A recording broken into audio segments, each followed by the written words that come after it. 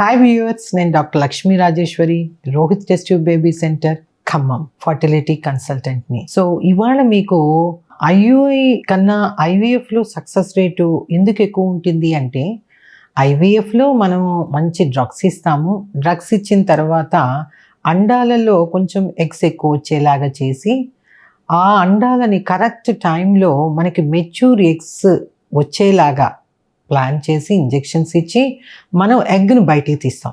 Egg బయటికి తీసినప్పుడు ఎంబ్రియాలజిస్టులు చూస్తారు. చూసిన తర్వాత ఇది కరెక్ట్ మెచ్యూర్ ఎగ్స్ ఉన్నాయా, ఇమ్మెచ్యూర్ ఎగ్స్ ఉన్నాయా అనేది కూడా చాలా ఇంపార్టెంట్.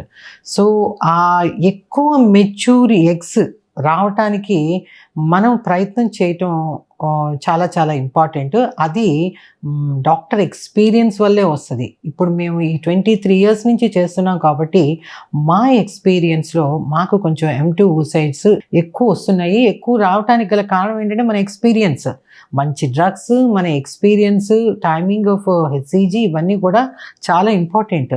సో ఎప్పుడైతే మంచి మెచ్యూర్ ఎగ్స్ వస్తాయో ఆ మెచ్యూర్ ఎగ్స్ని హస్బెండ్ స్పర్మ్తో కనుక ఇక్సీ ప్రొసీజర్ కనుక చేసినట్టయితే మీకు మంచి ఎంబ్రియోస్ తయారవుతాయి. మంచి ఎంబ్రియో అంటే ఫ్రాగ్మెంటేషన్స్ లేకుండా ఈవెన్ బ్లాస్టోమియర్స్తో కరెక్ట్ టైంకి డెవలప్మెంట్ రావటం. అంటే ఇన్ అవర్స్కి ఇన్ని సెల్ డివిజన్ రావాలి అని అంటే అట్లా రావాలి. సో ఎన్ని ఎక్కువ మనకి మెచ్యూర్ ఎగ్స్ వస్తే, ఎక్కువ స్కిల్డ్ వర్క్తో ఎగ్సీతో ఫర్టిలైజేషన్ బాగా ఉండి, నెక్స్ట్ ఫ్రాగ్మెంటేషన్ లేని ఎంబ్రియోలు ఎప్పుడైతే ఎక్కువ మనకు వస్తున్నాయో మనకి బ్లాస్టోసిస్ట్ ఫార్మేషన్ ఎక్కువ ఉంటుంది. అంటే ఎన్ని బ్లాస్టోసిస్ట్లు వస్తే అన్నీ కూడా మనం ప్రిజర్వ్ చేసుకోవచ్చు. సో ఒక సైకిల్లో కాకపోయినా రెండో సైకిల్లో ఈ బ్లాస్టోసిస్ట్ ట్రాన్స్ఫర్ కనుక చేసుకున్నట్టయితే చక్కగా ప్రెగ్నెన్సీ రేట్ అయితే చాలా బాగుంటుంది. సో ఈ ప్రొసీజర్ అంతటికీ కూడా అంతా కూడా స్కిల్డ్ వర్కే.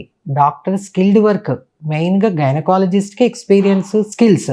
సో నెక్స్ట్ అట్లనే ఎంబ్రియాలజిస్ట్ స్కిల్స్ ఇవన్నీ ఉండి మనం చక్కగా పేషెంట్ తయారు చేసుకుని బ్లాస్టోసిస్ పెట్టుకోగలిగితే డెఫినెట్గా మనకి ప్రెగ్నెన్సీ రేట్ అయితే ఎక్కువ ఉంటుంది.